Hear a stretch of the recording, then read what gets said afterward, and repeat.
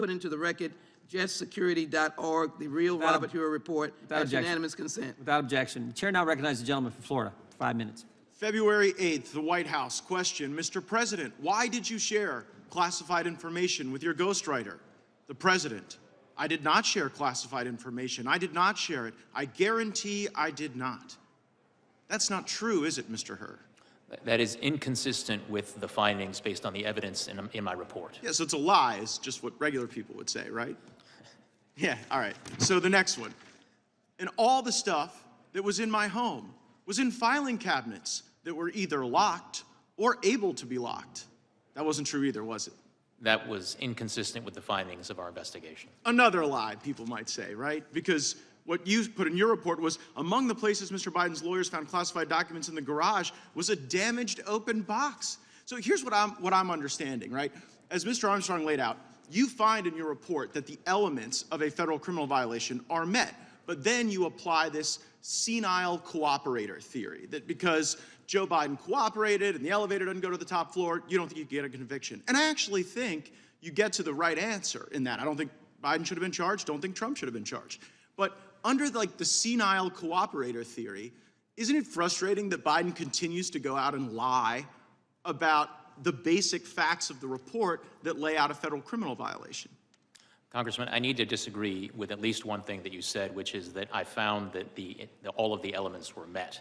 One of the elements of the relevant mishandling statute is the intent element, and what my report reflects is my judgment that based on the evidence, I would not be able to prove beyond a reasonable doubt to a jury that that intent element had been met. Right, but the reason you have that doubt is the senile cooperator theory. The fact that Joe Biden is so inept in responding that you can't prove the intent, which again, I don't quibble with that conclusion, but it's frustrating to be like, oh, well, this guy's not getting treated the same way as Trump because the elevator's not going to the top floor, so we can't prove intent. While at the same time, Biden goes out there at the White House and says, well, you know, he just blatantly lies. And what I'm trying to figure out is whether or not Biden's lying because he's still so senile, he hasn't read your report, or whether it's a little craftier and a little more devious and perhaps a little more intentional than we might otherwise think. So I also want to go to this Biden Penn Center. Like, did it give concern to you that the Biden Penn Center, where all this classified stuff was being mishandled, was being floated by foreign governments?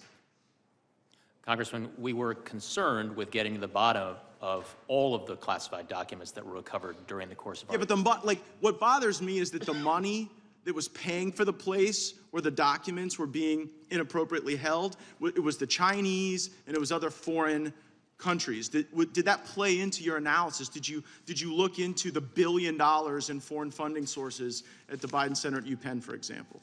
Congressman, we conducted a thorough, impartial, and fair investigation, and we were very, very concerned with getting to the bottom of all the relevant questions relating to the recovered documents. Did you look into the fact that the Chinese were floating the place where this guy was keeping the documents unsecure?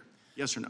Congressman, to the extent that we identified evidence that was relevant and significant to our investigation, we put it in our report. Okay, well, it seemed relevant to me, maybe not to you. Another thing that seemed relevant to me is this ghostwriter, right? So the ghostwriter purposefully deletes this evidence that seems to be show culpability of Biden's crimes, and you don't charge him. Why did you not charge the ghostwriter with obstructing justice and deleting evidence?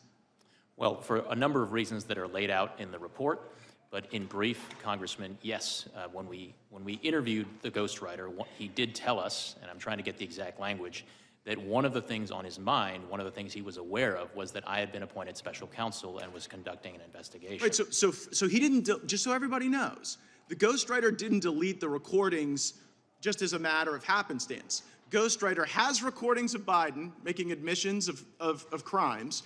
He then learns that you've been appointed. He then deletes the information that is the evidence, and you don't charge him.